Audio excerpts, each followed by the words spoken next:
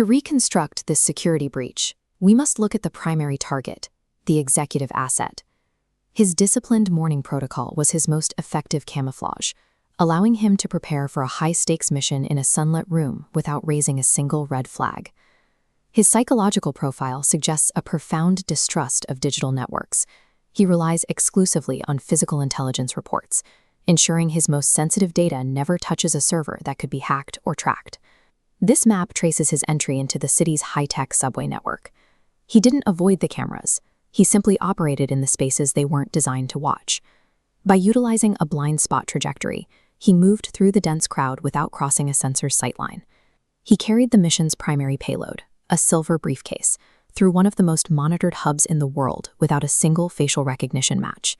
He turned the city's own infrastructure into a screen for his movements. Navigating a high-security environment while remaining completely invisible to its sensors is a feat usually reserved for state-level operatives.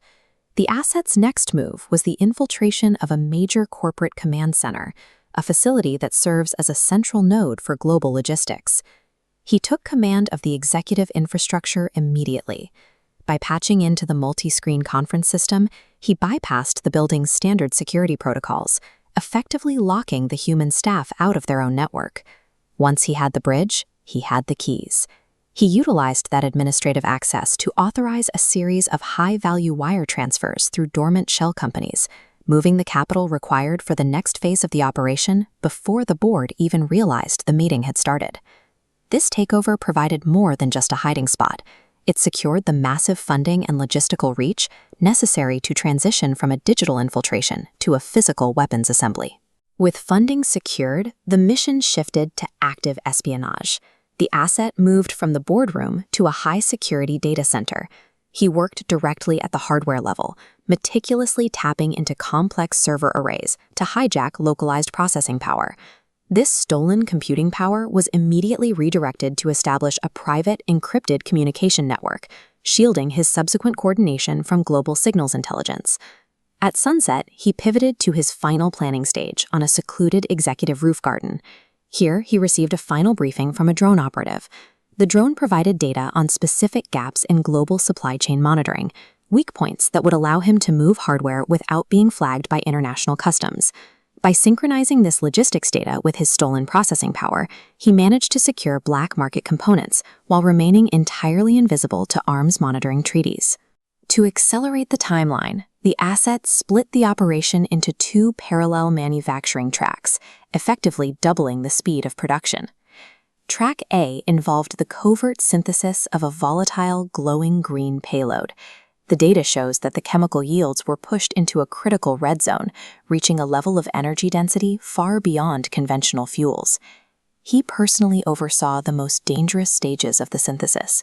By wearing a customized lab apron over his suit, he was able to work directly with the materials on a stainless steel bench, ensuring the payload reached maximum stability. While the payload stabilized, Track B was running in an automated robotics factory, where precision-engineered hardware components were assembled by high-speed robotic arms. Once the synthesis was complete, the asset cut all remaining digital ties and moved the payload into the city's underbelly. Our investigation tracked his path through ancient utility tunnels.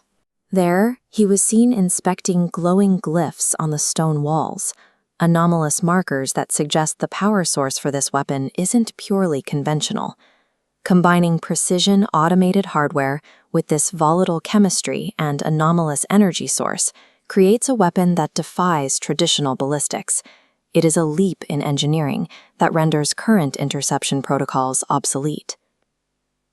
Every logistical thread led to a single location, a massive, undocumented aircraft hangar operating entirely outside state jurisdiction.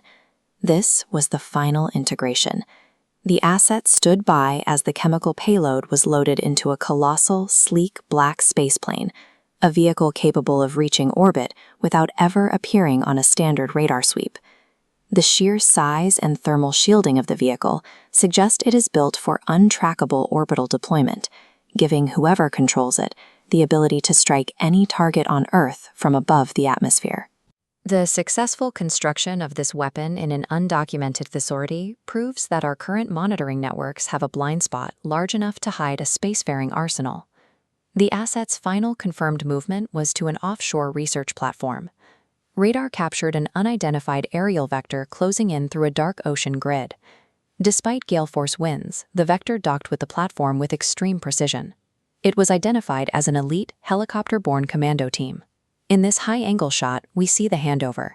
The asset calmly delivers the secured silver briefcase containing the mission's core payload to the extraction team, completing the exchange against the backdrop of the open ocean.